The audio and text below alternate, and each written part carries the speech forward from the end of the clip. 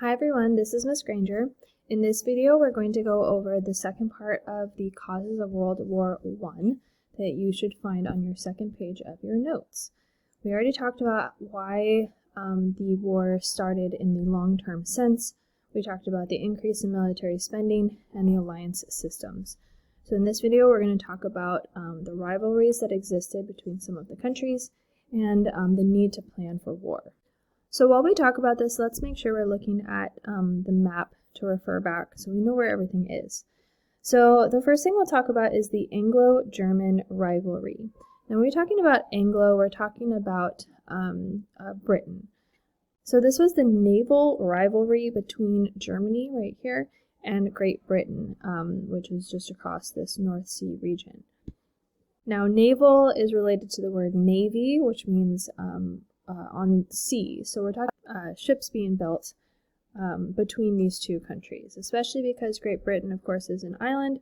They would need to have a fleet of ships to get really anywhere. So Germany had this goal that it wanted to double its naval fleet. And Britain really saw this as a big threat because they really needed a navy to protect their empire. Remember that colonies and protecting the colonies was a really big deal.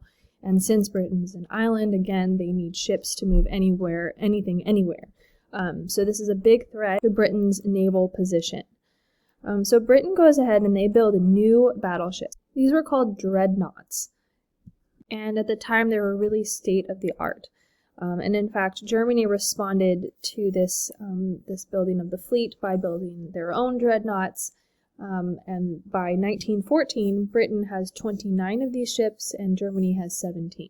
So we know that the war really starts because of these long-term goals. It takes time to conscript soldiers into an army. It takes even more time to build things like battleships like dreadnoughts and to establish big alliances like this. So this had all been kind of building for several years. So finally, there's this need to plan for war. We really start to see this kind of snowball effect really jump into gear here. The growth of armies made people think that war was coming pretty soon. So countries made plans just in case they were going to be attacked. Statements that were like, if this happens, then we will react this way. So this blank right here, we're filling in with railways. So railways were really important during this time because they could transport armies. And that meant that the infrastructure needed to be built for railways. So land needed to be cleared, railways needed to actually be built, there needed to be raw materials to do so and the people to build them. So laying and establishing railways and track became really important on the continent during this time.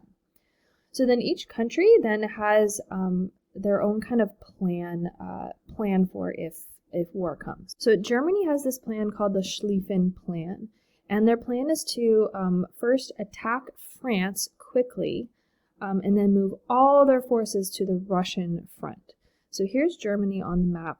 We see they share this border with France, and Germany thought they could overpower more easily than they could Russia. So they thought, we're going to attack France quickly, deal with that situation real fast, and then move everyone all the way across the country to this Russian front, which is slightly bigger and seems more serious. France has this plan called Plan 17. And this was to do a speedy attack on Alsace and Lorraine, which is this region kind of on the border between Germany and France, before moving into Germany itself.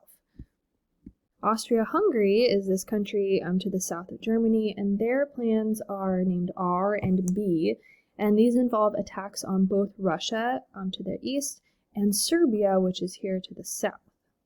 And then finally, Russia, our other big player, Russia's plan is to attack Austria-Hungary and then also to attack Germany. They share both borders with those countries. So these long-term causes of World War I, again, really stemmed from this idea that countries needed to protect their own territory and colonies and not be threatened by others. They had this real sense of nationalism or pride in their country, which really helped to sell this idea. In the next lesson, you're going to learn about the short-term causes and fill in this timeline.